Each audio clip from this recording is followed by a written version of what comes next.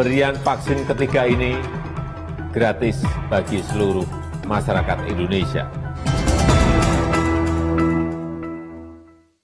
Ya, Anda masih bersama kami di Newsroom. Saya ke Ibu Nadia. Ibu Nadia, ini tadi kan dikatakan vaksin booster ini akan menyentuh untuk semua kalangan begitu. Tapi yang paling diprioritaskan ini siapa, Ibu Nadia? Apakah memang bagi para pekerja yang di sektor esensial terlebih dahulu atau memang untuk kalangan lansia terlebih dahulu yang lebih rentan?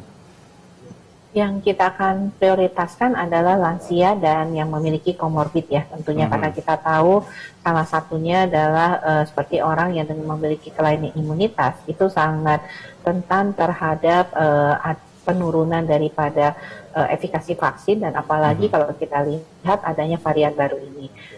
Dan tentunya setelah kalau kita melihat ketersediaan stok vaksin mencukupi, tentunya untuk masyarakat umum lainnya bisa juga lah kita mulai.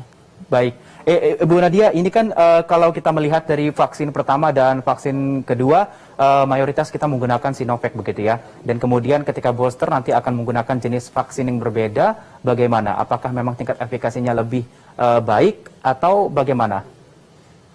Ya, jadi memang untuk vaksinasi booster ini kita ketahui bisa sifatnya menggunakan jenis vaksin yang sama atau yang kita sebut sebagai homologus, dan bisa menggunakan jenis vaksin yang berbeda. Artinya berbeda itu platformnya ya. Jadi bisa misalnya dari virus yang sudah dimatikan, nanti untuk boosternya bisa dari materi mRNA-nya ya, atau viral vektor seperti itu ya.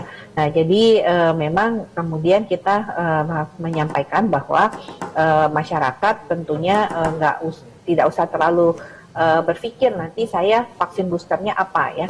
Nanti pada saat datang ke fasilitas pelayanan kesehatan, kemudian petugas kesehatan akan melihat dari catatan yang selama ini ada, yaitu di PICAR kita, jenis vaksin yang diterima, dosis 1 dan dosis kedua, kemudian nanti akan ditentukan. Jadi misalnya Sinovac itu bisa menggunakan vaksin Pfizer dan bisa menggunakan vaksin AstraZeneca. Nah, nanti tergantung ketersediaannya ya, apakah Pfizer atau AstraZeneca.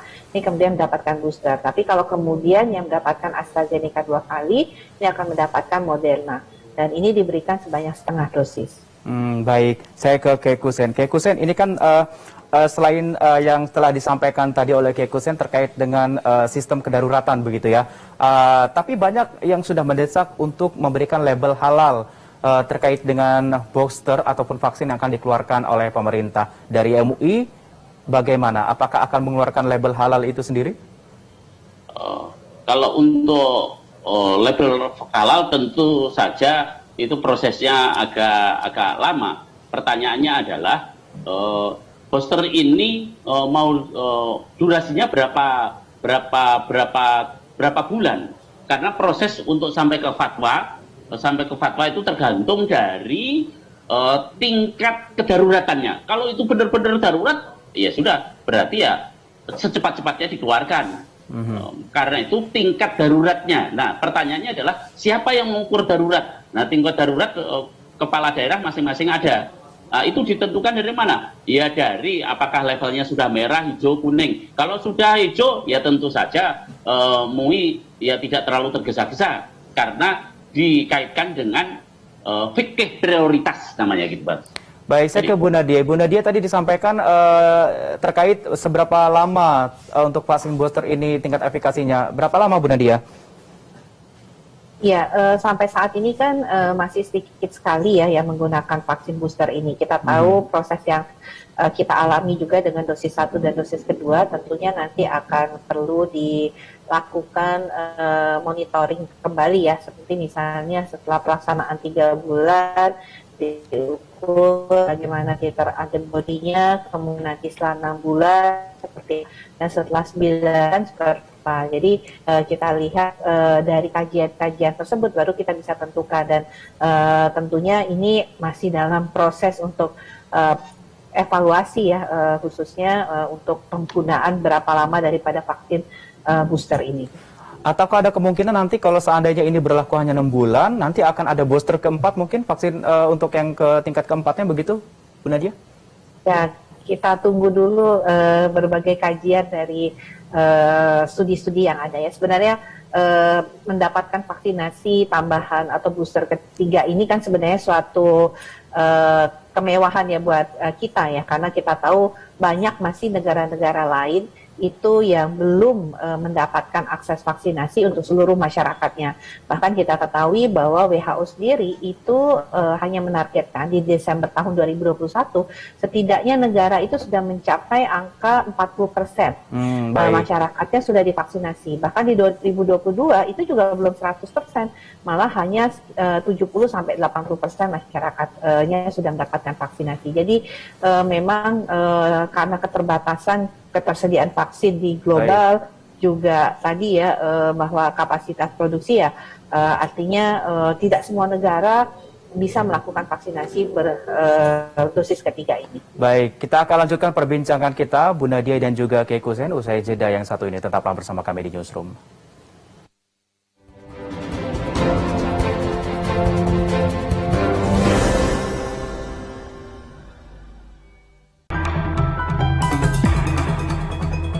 Pemberian vaksin ketiga ini gratis bagi seluruh masyarakat Indonesia. Anda masih bersama kami di Newsroom. Saya kembali ke Ibu Nadia. Ibu Nadia, ini terkait dengan vaksin booster ini besok yang akan dilakukan.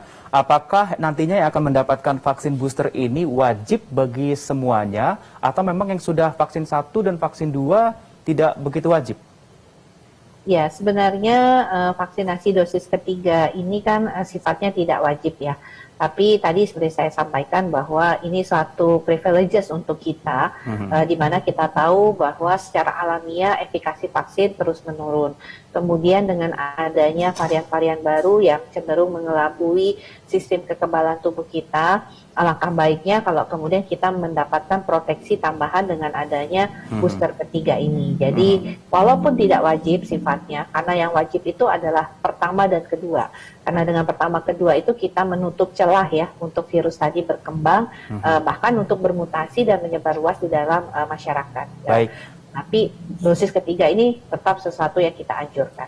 Dan dipastikan gratis ya, Bu Nadia ya?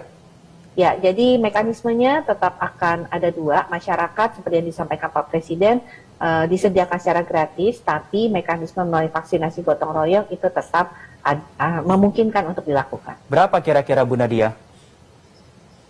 Untuk vaksinasi Yang gotong royong? Untuk harganya belum ditentukan. Nanti kita akan kaji lebih lanjut ya. Tetapi secara umum bahwa mekanisme melalui program pemerintah dan gotong royong itu tetap ada. Baik, saya ke Kiai Kusen. Kiai Kusen, tadi dikatakan oleh Bu Nadia ini tidak terlalu wajib karena yang sudah melakukan vaksin 1 juga vaksin 2 begitu ya. Dalam arti ini tidak begitu saya bilang tidak terlalu darurat seperti vaksin 1 dan juga vaksin 2. Apakah booster ini juga Anda harus tetap mengawal untuk tetap memberikan label halal begitu terkait dengan vaksin booster ini? Ya, kembali saya katakan dari awal itu, seberapa jauh tingkat kedaruratan.